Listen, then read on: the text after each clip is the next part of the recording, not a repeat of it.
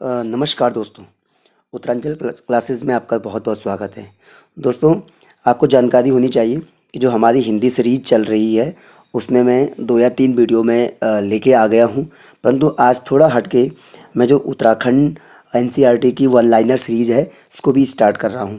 दोस्तों, जो ये वन लाइनर सीरीज़ है हिस्ट्री की, इसमें टोटल कंप्लीट जो हिस्ट्री का जो क्लास 12th का जो एनसीईआरटी का पूरा कोर्स है इसमें मैं कवर करने की कोशिश कर रहा हूँ, जो कि एग्ज़ाम के दृष्टिकोण से बहुत महत्वपूर्ण है और बहुत हेल्पफुल ये वीडियोस होगा। तो सबसे पहले हम इसमें जो पहला लेसन है इसमें फर्स्ट वो डिस्कस करेंगे। इसमें जो हड़प्पा सभ्यता है उससे संबंधित हम इस टॉपिक को लेंगे। इसमें जितने भी क्वेश्चंस होंगे वो थोड़ा लंबा वीडियो होगा, लेकिन ऑथेंटिक और बहुत अच्छा कंटेंट इसमें है।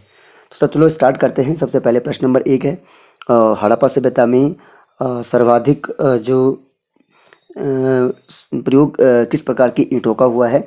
तो सर्वाधिक जो प्रयोग हुआ है 28 सेंटीमीटर गुणा 14 सेंटीमीटर गुणा 7 सेंटीमीटर आकार की ईंटों का ये प्रयोग हुआ है।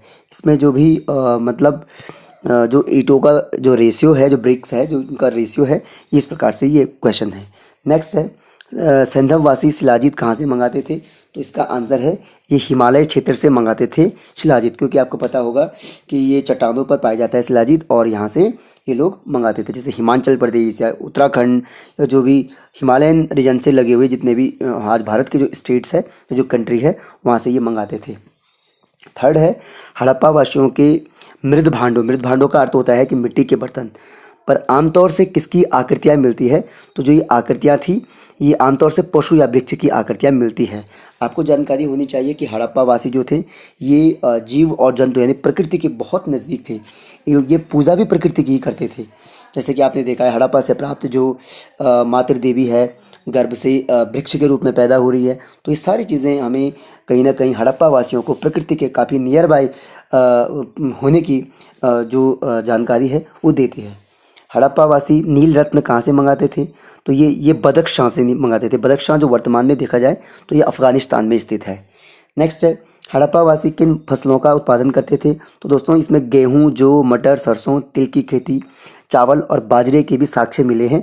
अब मैं एक दिन ये वीडियो भी लाऊंगा कि ये जो ये आप ये फसलें देख रहे हैं ये किन किन स्थानों से मिली है।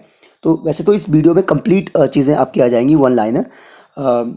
नेक्स्ट है, सैंधव सभ्यता के लोग किस पशु से अपरिचित थे। तो ये घोड़े से अपरिचित थे, यानी कि सिंधु सभ्यता के लोग जो थे घोड़े से अपरिचित थे। बाद में क्या हुआ कि सुरकोटदा से घोड़े के साक्ष्य भी प्राप्त हुए, लेकिन बहुत बड़ी मात्रा में घोड़े के साक्ष्य प्राप्त नहीं हुए हैं। लेकिन ये क्वेश्चन बनता है और हर एग्जाम में ये पूछा जाता है कि किस पशु से वो अपरिचित थे। तो एक घोड़े से अपरिचित थे। नेक्स्ट है, हड़प्पा वासी किस धातु से अपरिचित थे। अब यहाँ पर धातु का मतलब होता है मेटल। किस मेटल से अपरिचित थे। तो ये लोहे से अपरिचित है, बिकॉज जो ये सभ्यता थी ये कांस्य युगीन यानी ब्रॉन्ज एज थी। यहाँ पर कांसे का बहुत बड़ी मात्रा में प्रयोग हो रहा था। वो लोहे से यानी कि जो आयरन है उससे बिल्कुल वो अवगत नहीं थे। लोहे की खोज बहुत बाद में होती है, यानी कि 1000 ईसा पूर्व के आसपास माना जाता है। तरंजी खेड़ा से लोहे का साक्ष्य मिलता है, तो वो हम डिस्कस करेंगे आगे के वीडियोज़ में। नेक्स्ट है, क्वेश्चन नंबर 8 है, सैंधववासी समय तक क्रय विक्रय कैसे करते थे। तो दोस्तों ये क्रय विक्रय जो करते थे ये करते थे वस्तु विनिमय द्वारा। वस्तु विनिमय पद्धति का अर्थ होता है कि जहाँ पर जो उत्पादन उनके पास हो रहा है वो दूसरे के पास, जैसे सपोज ईरान में सपोज कॉटन हो रहा है और कपास हो रहा है, और भारत में सपोज गेहूं हो रहा है, तो वो क्या करेंगे, उनको गेहूं देंगे और उनसे कॉटन लेंगे। यानी वस्तु विनिमय प्रणाली उस समय व्यापार की थी। और आपको पता होगा कि हड़प्पा सभ्यता में व्यापार बहुत महत्वपूर्ण एक जानकारी मिलती है। लोथल सबसे बड़ा प्रमाण है एक व्यापारिक केंद्र उसका होने का, क्योंकि वो बंदरगाह नगर पाया गया है वहाँ पे। तो समुद्र से भी व्यापार होता था, स्थल से व्यापार होता था, लेकिन व्यापार की जो शैली थी वो वस्तु विनिमय प्रणाली थी। क्वेश्चन नंबर 9 है, हड़प्पा सभ्यता के हथियार किससे बने थे। तो इनके जो हथियार थे दोस्तों ये पत्थर, तांबा और कांसे से बने थे, क्योंकि कांसे का बहुत बड़ी मात्रा में यहाँ पे बर्तन मिले हैं। क्योंकि कांसे युगीन सभ्यता थी, जो धातु इनके टच में थी वो कांसा थी। नेक्स्ट है क्वेश्चन नंबर 10, लोथल किस नदी के किनारे पर स्थित है, किस तट पर है? तो ये भोगवा नदी के तट पर स्थित है। वेरी इंपॉर्टेंट क्वेश्चन है कि किस नदी के किनारे लोथल स्थित है। ये भोगवा नदी के तट पर स्थित है। और यहाँ पे मैं बता देता हूँ कि लोथल जो वर्तमान में कहाँ है, वो गुजरात में है। और यह एक बंदरगाह, एक पोर्टल एरिया था, यानी कि यहाँ से वो व्यापार करते थे नावों के द्वारा। नेक्स्ट है 11वां क्वेश्चन, हड़प्पा सभ्यता की अधिकांश मुद्राएं किस स्थल से प्राप्त हुई है?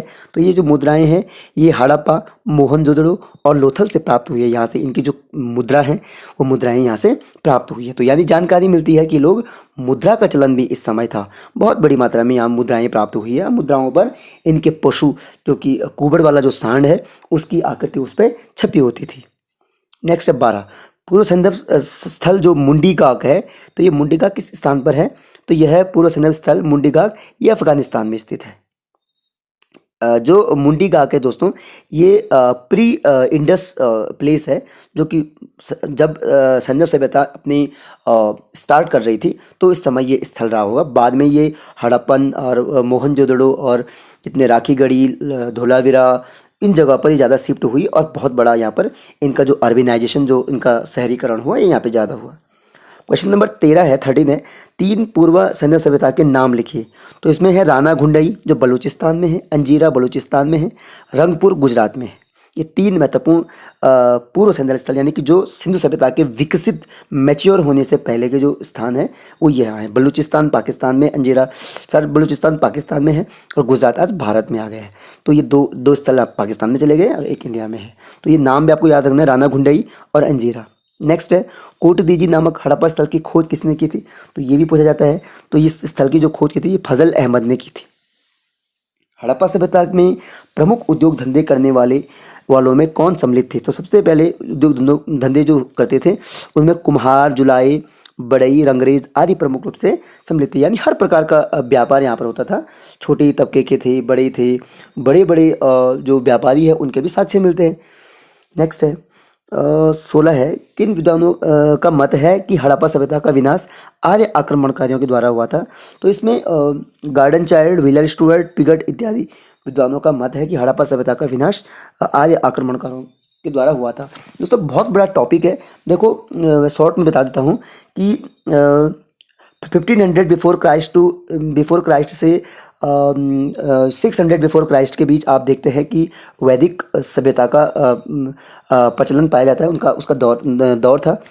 परंतु जो सिंधु सभ्यता है उसको ऑथेंटिकली 2750 ईसा पूर्व से 1700 ईसा पूर्व के आसपास माना जाता है। तो देखो सैन्य सभ्यता का समाप्त होना और वैदिक सभ्यता का स्टार्ट होना कहीं ना कहीं एक फ्लक्चुएशन पीरियड था, एक ट्रांजिशनल पीरियड था दोनों के बीच का।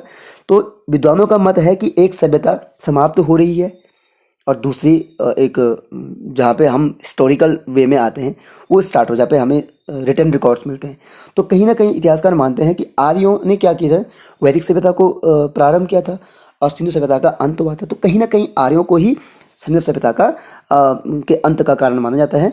तो उसमें इन विद्वानों जैसे garden child, wheeler Stuart, Piggott, इन्होंने अपने अपने शोध के माध्यम से यह बात कही है कि आर्य आक्रमण से ही सिंधु सभ्यता का क्या हुआ था, अंत हुआ था। बट इसमें बहुत सारे हिस्टोरियन जो है वो इस चीज़ को एग्री नहीं करते हैं। उन्होंने अपने अपने लॉजिक्स दिए हैं, लेकिन हिस्ट्री जो है वो रिसर्च पे आधारित है। जिसने जो इन्होंने जो बातें कही उसमें भी कहीं ना कहीं ऑथेंटिसिटी है और इसको भी हमें मानना पड़ता है। बट यूनानिमसली हम ये नहीं कह सकते हैं कि ये सही कह रहे हैं। किसी ने कहा है कि भाई क्लाइमेटिकल चेंजेस हो गए थे, किसी ने कहा कि जैसे कि आप देखते हैं कि जो बाढ़ है उसका फ्लड, उसका आना भी एक महत्वपूर्ण कारण था। क्लाइमेटिकल चेंज हो गई, नदियाँ सूख गई, लोग पानी की वजह से शिफ्ट हो गए। तो देर आर बहुत सारे लॉजिक्स हैं। नेक्स्ट है किस विद्वान का मत है कि मोहनजोदड़ो का शासन राजतंत्रात्मक न होकर जनतंत्रात्मक था? तो ये हंटर महोदय ने कहा था कि ये एनरिकल न होकर ये डेमोक्रेटिकल था। तो इस पर भी बहुत महत्वपूर्ण वो है। नेक्स्ट है मार्शल के अनुसार हड़प्पा सभ्यता का काल क्या है? अब देखो अलग अलग विद्वानों ने इस सिविलाइजेशन की, इस सभ्यता के टाइम पीरियड को भी बताया है। तो मार्शल के अनुसार 3250 से 2750 ईसा पूर्व के पास इनका काल था। फिर व्हीलर यहाँ पे कह रहे हैं, व्हीलर का के अनुसार जो था वो 2500 ईसा पूर्व से 1700 ईसा पूर्व के बीच इन्होंने इसका टाइम बताया है। नेक्स्ट दोस्तों, पशुपति या आदि शिव वाली मुद्रा किस हड़प्पा स्थल से प्राप्त हुई है? तो पशुपति यानी कि पशु जो एक देवता बने हुए हैं एक मुद्रा पे, तो उनको शिव माना गया है। तो पशुपति या आदि शिव वाली मुद्रा जो मिली है वो मोहनजोदड़ो से मिली है, और मोहनजोदड़ो एक महत्वपूर्ण स्थलों में से एक था।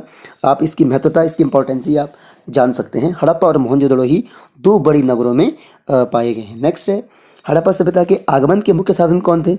तो इसके आगमन के जो मुख्य साधन थे बैलगाड़ी और नाव, ये महत्वपूर्ण थे। नेक्स्ट है, हड़प्पा सभ्यता के प्रमुख बंदरगाह जो पोर्ट थे उसमें सुतगेंडाकोर तथा लोथल था। लोथल आज गुजरात में है और सुतगेंडाकोर पाकिस्तान में चला गया। आफ्टर पार्टीशन बहुत सारे, जैसे हड़प्पा और मोहनजोदड़ो विभाजन के बाद पाकिस्तान में चले गए हैं। भारत में जैसे राखीगढ़ी, धोलावीरा या आपका बनावली, ये सब यहाँ पर रह गए हैं, लेकिन बड़े स्थल जो है वो आज पाकिस्तान चले गए। किस विद्वान का मत है कि हड़प्पा सभ्यता के पतन का कारण भूकंप था? अर्थक्वेक को माना गया है, ये डेल्स का था। और दोस्तों ये देखो, ये बोर्ड में बताने वाले बातें हैं, लेकिन फिर भी मैं बता देता हूँ कि भूकंप का जो लॉजिक बताया गया है डेल्स के द्वारा, ये तब मतलब इसको जानकारी हमें मिलती है जब भुज भूकंप गुजरात का आया था, और बहुत ज़्यादा इसमें जो नुकसान हुआ था, इससे वो रीजन ही पूरा वही है। आप देखते हैं जो भारत का पूरा गुजरात से सटा हुआ पूरा हिस्सा है राजस्थान तक, जो हड़प्पा स्थल माना जाता है, तो वहाँ पर उस भूकंप से ये क्लियर हो गया था कि हाँ, अर्थक्वेक भी एक कारण हो सकता था, क्योंकि भुज भूकंप ने इस चीज़ को फिर रिक्रिएट किया था हिस्टोरियंस के माइंड में। नेक्स्ट है, हड़प्पा सभ्यता के लोग किस रंग के माने जाते हैं? तो ये बेसिकली काले रंग के माने जाते हैं। नेक्स्ट है, चावल के अवशेष किन हड़प्पा स्थलों से प्राप्त हुए हैं? तो ये लोथल और रंगपुर से प्राप्त हुए हैं चावल के अवशेष, यानी कि ये लोग चावल की खेती करते थे, धान की खेती करते थे, और ये उन समय की महत्वपूर्ण फसलों में एक थी। किस हड़प्पा स्थल से तांबे की बनी इक्का गाड़ी प्राप्त हुई है? तो हड़प्पा से हुई है, यानी कि तांबे की गाड़ी मिली है एक खिलौने के रूप में। तो खिलौने के रूप में अगर गाड़ी दोस्तों मिल रही है, इट मीन्स क्या था कि वो लोग तांबे से अवगत थे। तांबा भी उस समय महत्वपूर्ण धातु था। आपको जानकारी होनी चाहिए कि तांबा सबसे पहले, जो कॉपर है, सबसे पहले प्रयोग की जाने वाली धातु थी। नेक्स्ट है, स्वास्तिक एवं पहिया कुछ मुद्राओं पर प्राप्त होने से हड़प्पा वासियों का किस देवता किस देवता, एक्चुअली ये थोड़ा टेक्निकल दिक्कत है, इसमें क्लियर नहीं दिख रहा है। तो किस देवता की पूजा का अनुमान लगाया जाता है? तो इसमें है, ये सूर्य भगवान की पूजा करने का अनुमान इससे लगाया जाता है। देखो दोस्तों, ये क्या थे, हड़प्पा वासी जो थे ये प्रकृति की ज़्यादा पूजा करते थे। इस समय ये प्रकृति के द्वारा जो भी चीज़ें हमें प्राप्त होती थी, जैसे वृक्ष है, पेड़ पौधे, सूर्य है, सूर्य हमें प्रकाश देता है, तो ये इन चीज़ों को लॉजिकली मानते थे कि भाई जो चीज़ें हमें प्रकृति के द्वारा मिल रही है हम उनकी पूजा करेंगे। तो यही रीज़न है कि ये सूर्य भगवान की पूजा करते थे या प्रकृति की पूजा करते थे। नेक्स्ट है, रोपड़ नामक हड़प्पा स्थल किस नदी के किनारे बसा हुआ है? तो रोपड़ जो है सतलज नदी के किनारे बसा हुआ स्थल है। नेक्स्ट है, हड़प्पा कौन से पशुओं को पालते थे हड़प्पा वासी? तो ये बैल, भैंस, बकरी, भेड़ और सुअर पालते थे। इत्यादि बहुत सारे अन्य पशु भी थे, लेकिन मुख्यतः जो ये है ये बैल, भैंस, बकरी, भेड़ और सुअर है। हड़प्पा का जनसाधारण वर्ग किसके बने आभूषण का प्रयोग करता था? तो ये हड्डी, तांबे और पक्की मिट्टी के बने आभूषण का प्रयोग करते थे। हाथी दांत जो होते थे, हाथी दांत के भी ये आभूषण पहनते थे। और आपको जानकारी होनी चाहिए, चंदूदड़ो जो थे, चंदूदड़ो एक ऐसा स्थल हड़प्पा में मिला है जहाँ पर इनके कॉस्मेटिक्स की फैक्ट्री होने के प्रमाण भी मिले हैं। इट मीन्स ये लोग जो भी ज्वेलरी थी उसका प्रयोग करते थे। बहुत सारे मणके मिले हैं जो कि पत्थर से बने हुए हैं, डिज़ाइनेबल है। तो इट मीन्स जो चीज़ें आज चल रही है वो चीज़ें उस सभ्यता में चलती थी। कितनी बड़ी बात है, हजारों ईसा पूर्व आप ये चीज़ें पढ़ रहे हैं। करीब आज से 5 या 6 हज़ार ईसा पूर्व ये लोग इस प्रकार की जीवन जी रहे थे। कैसे एकदम से ये समाप्त हो गए, कैसे ये शिफ्ट हो गए, ये बड़ा रिसर्च का टॉपिक है और हम इस पर डिस्कस करेंगे। नेक्स्ट है, इसमें जो मानचित्रात्मक कार्य, यहाँ पे एक मैप बना रखा है, तो इस मैप में भी आप देख सकते हैं बहुत अच्छा चित्रण किया गया है कि जो भी प्लेस है, जो भी लोकेशन है हड़प्पा के स्थल के जो भारत में स्थित है, वो जैसे लोथल है, तो लोथल गुजरात वाले रीजन में दिखाया हुआ है। आपका रंगपुर है, ये भी गुजरात में है। धोलावीरा भी गुजरात में है। तो ये महत्वपूर्ण हो गया है कहाँ कहाँ पे रीजन है। फिर आप कालीबंगन आता है, तो कालीबंगन जो है राजस्थान में है, बनावली राजस्थान में है, और राखीगढ़ी ये हरियाणा में है। तो ये महत्वपूर्ण स्थल हड़प्पा के इस मैप में बताए गए हैं। दोस्तों आशा है कि आपको ये वीडियो पसंद आया होगा और बहुत महत्वपूर्ण क्वेश्चंस की एक सीरीज़ है जिसमें आपके 30 क्वेश्चंस आपको बिल्कुल ऑथेंटिक क्वेश्चन आपको मिले हैं जो कि एनसीईआरटी के बेस्ड है। आशा है आपको ये वीडियो पसंद आया होगा। Thank you.